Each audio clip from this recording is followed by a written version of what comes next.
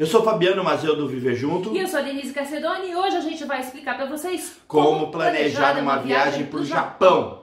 Roda a vinheta!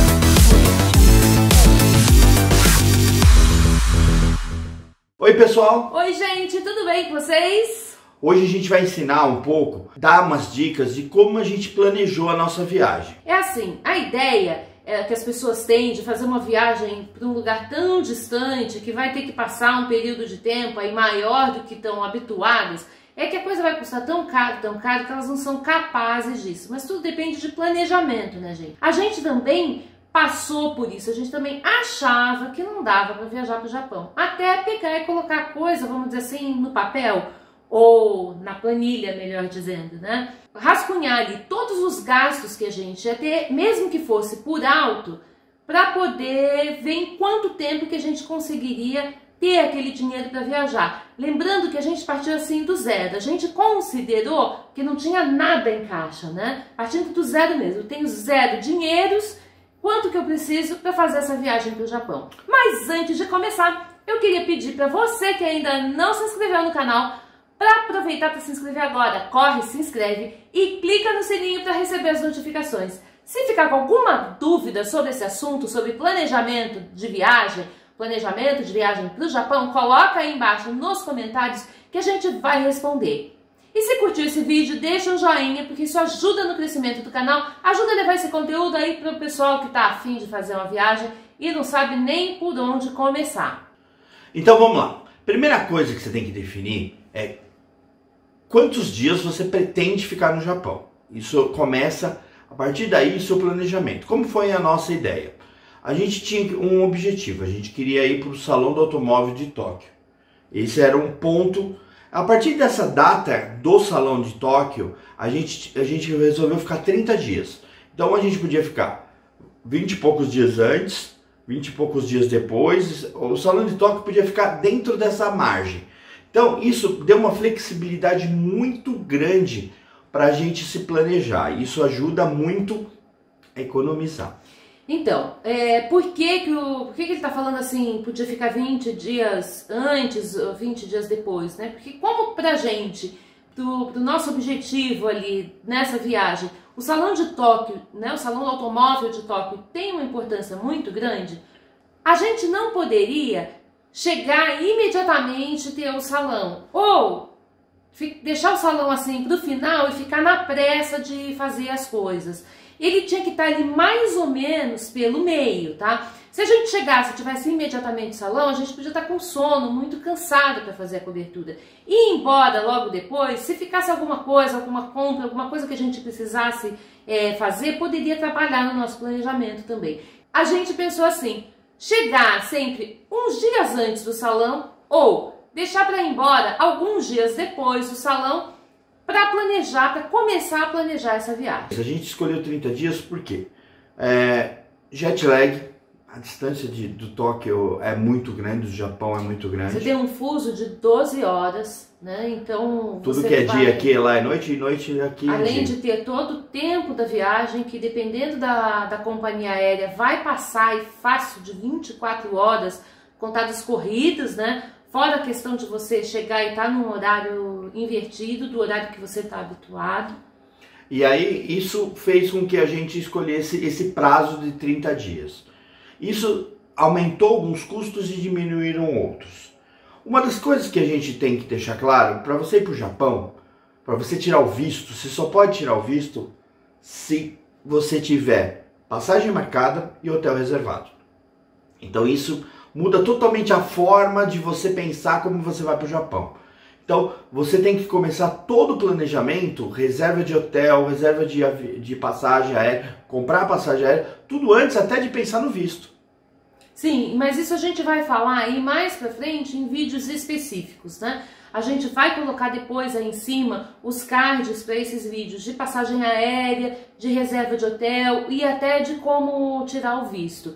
O que a gente está querendo dizer aqui nessa parte de planejamento é que você vai precisar fazer uma pesquisa aí para ter uma noção, então, de valores em relação a hotel, em relação à passagem, e para isso você precisa considerar quantos dias você vai ficar. Na hora de escolher ali a passagem, uma dica legal que a gente tem para dar, né, é fazer simulações. Então você precisa saber assim, né, quanto tempo você vai ficar, e eu vou tal dia e vou voltar tal dia. Aí você anda lá mais uns dias para frente, mais uns dias para frente, mais uns dias para trás, e vai fazendo essas simulações, porque isso faz uma diferença gigante no valor da passagem aérea. Gente, só para vocês terem ideia, a gente está em agosto de 2019, eu cheguei a achar passagem aérea por R$3.000 por pessoa, pela Air China. Só que a viagem era impraticável. A gente saía de Guarulhos, ia para Madrid, de Madrid para Pequim, de Pequim para Tóquio, Narita. Isso tudo com quase 1h15, meia hora de troca de voo. De fazer a conexão, né? Então imagina o risco, os problemas, o cansaço que você ia fazer. E aí a gente pesquisou, olha, a Denise sabe o quantas horas eu fiquei na frente do computador, eu conheço cada site, a gente vai falar especificamente as dicas no vídeo de passagem aérea, mas a gente pesquisou em tudo quanto é site de passagem aérea, das companhias aéreas, de tudo.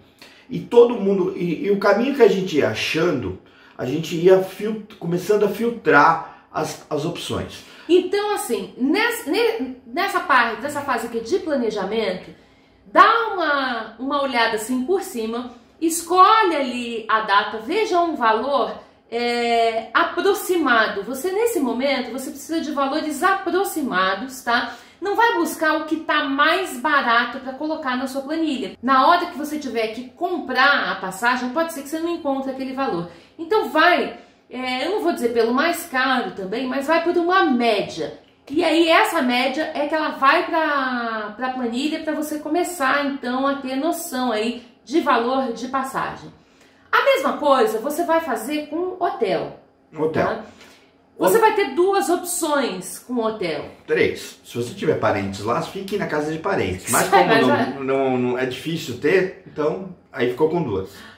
Você pode escolher, então, entre hotel e o Airbnb. A gente pesquisou as duas coisas. No primeiro momento, o Airbnb pareceu mais atraente, né, pra gente.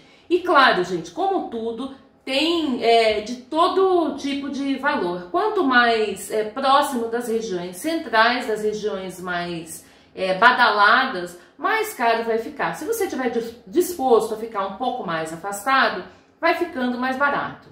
E aí, a gente começou também a fazer a mesma coisa, simular. Pegamos o site do Airbnb, íamos elegendo com o coraçãozinho lá os locais que a gente gostava, pela aparência, pelos valores que estavam mais ou menos na média que a gente estava procurando, e começou a selecionar. Depois de selecionar esses locais, a gente falou assim, vamos checar os hotéis? Porque tem uma tradição que hotel no Japão é muito caro. E a gente quase caiu nessa cilada. Não é verdade. Não é verdade. Não é verdade. Não é verdade. A gente achou hotéis bons, bem localizados e com preços muito mais baratos que Airbnb. Acredite. E aí assim, né? Qual que é a grande vantagem? Que eu não vou ter que me preocupar ali com o café da manhã, né? Com a arrumação do quarto, uma série de coisas que quando você fica numa casa, você tem que se preocupar, e é uma coisa que muitas vezes você não está afim de fazer durante as suas férias, durante a tua viagem. É claro que se a viagem for feita aí por uma família, né, tiver uma quantidade maior de pessoas, então pode ser que aconteça o contrário, que o Airbnb ele se torne uma opção mais atraente em termos de valores do que ficar em hotel. Então, como aconteceu com a gente na Argentina, quando a gente foi com o Gabriel. Isso. Saiu mais barato o Airbnb que o hotel na Argentina. A gente fez uma viagem aí um pouco antes da gente ter aqui o canal para a Argentina. Aliás, a viagem tá lá no Blogout, né? e a gente acabou ficando hospedado no Airbnb, porque a gente ia precisar de 2 quartos de hotel. E aí 2 quartos de hotel contra um apartamento com 2 dormitórios no Airbnb dava uma diferença muito grande. Dá uma olhada nos valores, veja o que vai ficar mais atraente para você e aí pega de novo, igual a passagem, pega ali um valor médio, tá? E coloca na sua planilha, coloca ali calculando, né? Então a quantidade de dias que você vai ficar. Nos hotéis, não costuma acontecer como acontece com as passagens, de ter uma variação muito grande de valores se você mudar alguns dias para frente, alguns dias para trás. Mas, se você está pretendendo ir numa época que tem grandes eventos, como, por exemplo, os Jogos Olímpicos de Tóquio, isso pode acontecer. Essa variação de preço pode aparecer ali. O próximo ponto para o seu planejamento que você tem que pensar é um tal de JR Pass. É o transporte no Japão. Só para explicar, se você está com vontade de pegar um carro e sair dirigindo pelo Japão, chora, né? Não pode. Brasileiro não é permitido dirigir no Japão, nem com a carta de motorista internacional, por causa de um tratado que o Japão faz parte, o Brasil não faz, o Brasil faz parte de um outro tratado que o Japão também não tá. Então, esquece, dirigir carro no Japão não tem jeito. Então isso tá válido agora, esse vídeo está sendo gravado em agosto de 2019, vai que de repente está assistindo esse vídeo depois e mudaram e tal, mas pelo menos por enquanto não dá para dirigir no Japão. Você vai ter que usar transporte público mesmo, ou então um táxi, né? Mas o transporte público no Japão, gente, é excepcional. Mas é caro pra caramba. Muito caro. Aí você vai falar, pô, transporte precisa estar no planejamento? Precisa. E olha, a gente vai falar para vocês alguns preços do JR Pass e vocês saibam que JR Pass tem que ser comprado no Brasil antes de você embarcar, só para estrangeiro. Não, os japoneses pagam muito mais caro e isso aí é uma forma de incentivar. E quanto custa? Primeiro, Fabiano, explique o que é JR Pass. JR Pass é um passe que você compra aqui no Brasil ou fora do Japão. É um voucher que te dá direito a, quando você chegar no Japão, trocar por um outro voucher que você vai usar todo tipo de transporte da JR. Da JR, JR, que é a maior empresa, é a Japan Rail, que é a maior empresa de transporte de trens do Japão. Metrô, tem metrô da JR, tem ônibus da JR, que você pode usar. Tem até, eu tava vendo, tem até balsa da JR que você pode usar esse mesmo voucher. Mas assim, só para você entender, tá? Só vai valer nas linhas, vamos dizer assim, JR, tá? Existem algumas outras linhas no Japão em que esse passe não vai funcionar e que se você for usar, você vai ter que pagar ali avulso. Então, uma das grandes vantagens do JR é que você compra ele por 3 períodos. Você pode comprar por 7 dias, 14 dias e 21 dias. Só tem essas 3 formas. Denise, e os preços? Agora eu vou ter que olhar na colinha porque eu não sei de cabeça, né? Então vamos lá. Para 7 dias, $261. Mais ou menos. Para 14 dias, $420. Esses são valores aproximados, tá, gente? E para 21 dias, $537. É bastante caro, né? É caro. É um valor, mas só que é ilimitado. Você usa quanto você quiser. Mas tem uma pegadinha, né? A partir do momento que você ativou o passe, começa a contar corrido. Você não usa, para, usa mais um pouco, para. Não são dias de uso, são dias corridos. Então, uma dica que a gente dá, uma dica ninja, é você concentrar os seus deslocamentos, boa parte dos seus deslocamentos, na hora que você ativar o JR Pass. Por exemplo, a gente vai ficar alguns dias em Tóquio. Eu não vou ativar o JR Pass. Eu vou começar a ativar o JR Pass a partir do momento que eu for começar a sair de Tóquio. Aí eu vou para Osaka, vou para outros lugares e aí a gente usa todo esse período do JR Pass. Outra coisa que você pode fazer, e aí é uma questão de fazer conta para ver se vale a pena, dependendo da quantidade de dias que você vai ficar. Em vez de comprar um JR Pass de 21 dias, você comprar fracionado. Tá? Comprar 2 de 7. 2 de 7. Você pode fazer dessa forma. Pouca gente sabe disso, a gente pesquisou e pode. Você pode comprar um de 7 e o ativa, usa, passa o período sem usar, depois quando vai usar de novo, ativa o outro. e usa de novo. Só que lembre-se, você tem que comprar isso no Brasil. Várias agências fazem isso. A gente vai falar isso num outro vídeo mais pra frente. Entenderam então por que transporte é importante estar neste planejamento? Na planilha. Então coloca aí na planilha e a gente volta então lá atrás. Entenderam por que precisa saber quantos dias você vai passar antes de começar a fazer o planejamento? Essa quantidade de dias vai implicar em tudo isso que a gente falou até agora. Uma outra coisa que a gente vai ter que falar agora é sobre internet. Internet no Japão é necessidade básica. Tudo que você vai fazer, olhar mapa, traduzir, pesquisar, guias, a gente vai falar um pouco mais de tudo isso que você tem que instalar no seu celular, você precisa de internet. Internet no Japão a gente pode fazer de 3 formas. Pelo seu celular, você leva o seu celular, ativa para você usar no Japão. Fica muito caro, depende da sua companhia telefônica, vai ficar muito caro. Isso lembrando que a gente está falando hoje, agosto de 2019, vai que, né, elas mudem aí, fique mais barato, mas a princípio é a opção mais cara. A outra opção é o SIM card. Você vai tirar o chip do seu celular, pôr um chip japonês e você usa o seu celular por lá. E a terceira opção que a gente vai optar, que nós escolhemos, é um roteador. É uma internet móvel. Na realidade é um celular, só que você não usa para telefonar, você pega ele no aeroporto, ele vem com um chip já embutido, você liga ele e você conecta o teu celular, o seu celular, o notebook, todos os seus gadgets eletrônicos nesse mesmo roteador. E ele anda dentro da sua bolsa. Você deixa no hotel carregando, você anda com ele na bolsa e ele funciona muito bem. Ele não tem limite de dados e ele vai te salvar a tua vida por lá. E isso custa quanto? $135.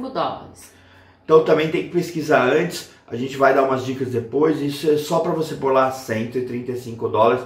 Esse preço $135 porque a gente vai precisar dele por 30 dias. Alimentação. A gente sabe que tem uma tradição de que comida no Japão é muito cara. Sim, é cara e não é cara. Como assim? É que tem para todos os bolsos, tá? Desde combines, que são lojinhas 24 horas lá que tem comidas... Combine, loja de conveniência. Loja de conveniência são os combines que tem refeições prontas que são muito boas. Pelo menos a Denise me fala que é boa, eu nunca comi. E são muito baratas. Até restaurantes que você come sushi, paga 1 por 1. Até o Jiro, que eu queria conhecer, mas eu já desisti, que custa $350 um jantar com 9 ou 10 sushis. Então tem preços de tudo quanto é jeito, então tem que pesquisar. Para isso a gente fez uma média. A gente vai comer basicamente na rua.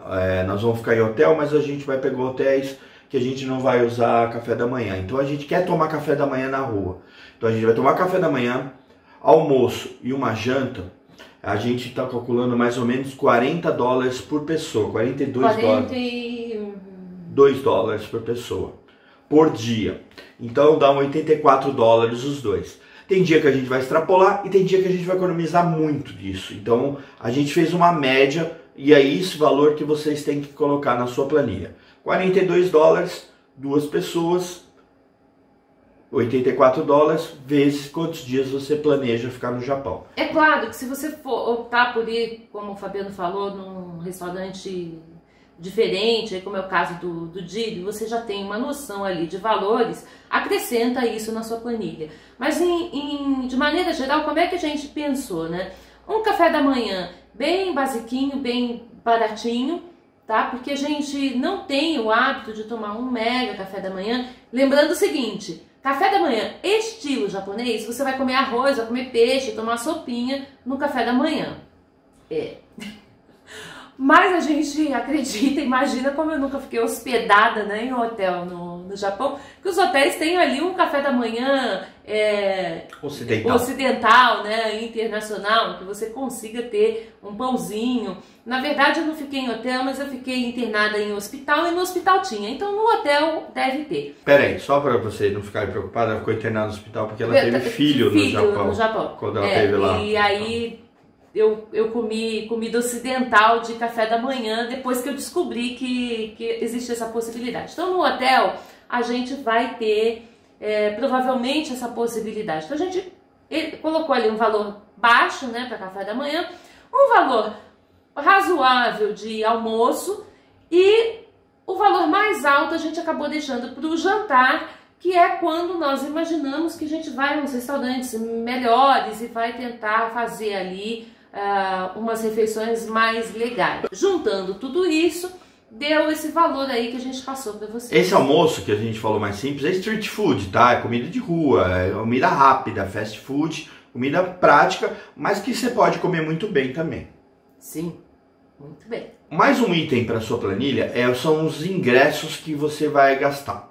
Os ingressos dos parques, algumas coisas assim, não são tão caros, tá? Os dois ingressos que a gente destaca aqui são da Disney e da Universal. A Disney, ela tem ingressos para 2 dias, um pacote que vale a pena, porque... são 2 parques. São 2 parques. Você vai ter que ir um dia num e outro dia no outro. Dificilmente você vai conseguir fazer tudo num dia. Quem conhece... A não ser que você não goste de parque, né? Que não é o nosso caso. Quem conhece a Disney lá de Orlando, eu vou adiantar assim, que a Disneylândia, né, a Tokyo Disneyland, ela é bem menor, muito, muito menor do que a de Orlando. Então dá para fazer essa Disney inteirinha em um dia. Mas tem a Disney Sea também. Então que seria o segundo dia aí desse passe para você visitar então esses 2 parques. E quanto custa o ingresso?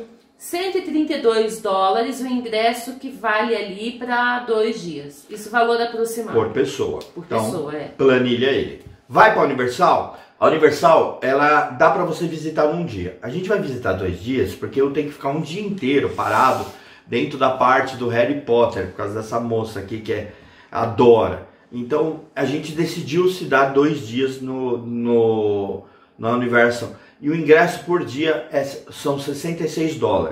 Então, 2 dias, $132. E aí, é claro, você vai olhar ali quais são as outras atrações que você quer visitar, dá uma pesquisada, descobre o valor dos ingressos e vai colocando esse valor desses ingressos na planilha. Para dar uma ideia de um local que não é parque, mas que também é cobrado ingresso, a gente tem a Tokyo Tower, que já foi o local, né, o local mais alto do Japão para se visitar na época que eu morava lá. Hoje não é mais, mas é que é bem legal também, tá? Tem várias atrações dentro da Tokyo Tower, também não é só chegar para você olhar, mas para você chegar e subir na torre, você vai pagar o ingresso, que custa $28 por pessoa. Então, se você tem a intenção de visitar a Tokyo Tower, coloca na sua planilha o valor do ingresso e o valor de todos os ingressos de todos os lugares que você quer visitar. Planilha. Existem outros parques, tá, gente? A gente falou dos principais, mas tem outros parques de diversão. Eu fui na época que eu morei lá, eu fui num parque que é do parque do Power Rangers, né? Que era tipo Power Rangers. Acho que ainda tem, não sei. Não, ainda tem. É um parque com montanha-russa e tal, que a gente não vai visitar, mas de repente se você curte aí, ele ficava perto do Tokyo Dome, que é uma região de muitas atrações, tem pista de patinação, muita coisa legal, divertida assim para fazer, mas que a gente provavelmente não vai, então isso não está na nossa planilha. E independente disso, coloca um extra de ingressos, porque você vai achar algum lugar que você queira ir na hora. Se você não tem dinheiro, você não vai poder ir. Se você não se planejou uma gordurinha ali para ingressos, você vai ficar apertado e não vai poder ir lá na porta. Então é complicado. O último ponto da planilha, que eu acho que todo mundo tem que fazer, é que são comprinhas, né? Tem que comprar. Tem lojas muito baratas, tem lojas muito legais. Você vai ter que querer trazer lembranças. Então sim, coloque na tua planilha uma verba que você queira se dar de presente e para os presentes que você vai dar para as outras pessoas. Quanto que você vai gastar nisso daí? Aí, gente, o céu é o limite. É com vocês. Eu tô até com medinho assim. Nem olho nessa parte da planilha que ela pôs, porque... Mas tudo bem. E não esquece, né? Faz aí um monte de compra, mas tem a questão da bagagem. Pensa no peso da bagagem antes de resolver trazer um mundo de coisa. Confirma com a sua companhia aérea quantos quilos que você pode trazer. E para facilitar a sua vida, eu vou deixar aí embaixo um link com uma planilha que é só você abrir e ir preenchendo ali com os valores para você já poder fazer o planejamento, já adiantar aí o seu planejamento de viagem para o Japão.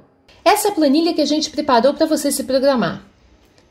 Para você usar, precisa seguir as instruções. Você vai em arquivo, vai clicar em fazer uma cópia se for usar online, ou fazer download se você for usar offline.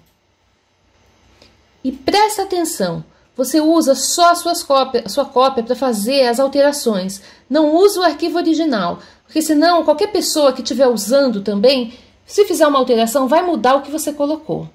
Depois vai para outra planilha, que é a parte financeira. A gente vai trabalhar aqui com dólar, tá? Então ali você vai colocar a quantidade de dias que você vai ficar, a quantidade de pessoas e a cotação do dólar. Lembrando que você vai preencher só os campos que estão em cinza claro, os outros se preenchem automaticamente. Coloca o valor da passagem, que já está considerada aí para ir e volta, né? Ele já vai calcular para a quantidade de pessoas. A hospedagem, se você for ficar hospedado em mais de um lugar, descreve ali, coloca a quantidade de diárias e o valor da diária. Já considerando para todas as pessoas que vão ficar, que estão inclusas naquela diária. Então aqui a gente está pensando que a diária inclui 2 pessoas. No transporte, a mesma coisa. Coloca, a gente já deixou os campos para o Air Pass. Você vai escolher qual que você vai comprar e coloca ali o valor. Dá uma pesquisada na época. A gente está colocando o valor aproximado agora. Internet, você vai pôr o valor em dólar ou em real, dependendo do tipo de internet que você for contratar. Estou colocando aqui o valor do roteador para aproximadamente 15 dias. O próximo item é a alimentação. A gente dividiu aí café da manhã, almoço, jantar, porque de repente você está pegando um hotel que vai servir café. Então você não vai utilizar esse campo. A gente também chutou bem alto esses valores, que é para não ter dor de cabeça.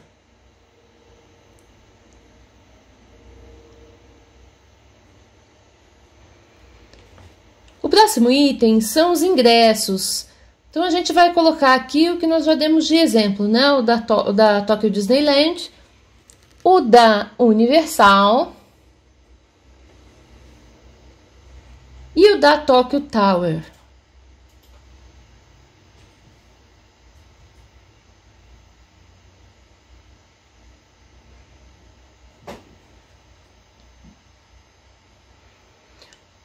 O próximo item são as compras. A gente está considerando os $500, que é o valor que você pode trazer por pessoa, né?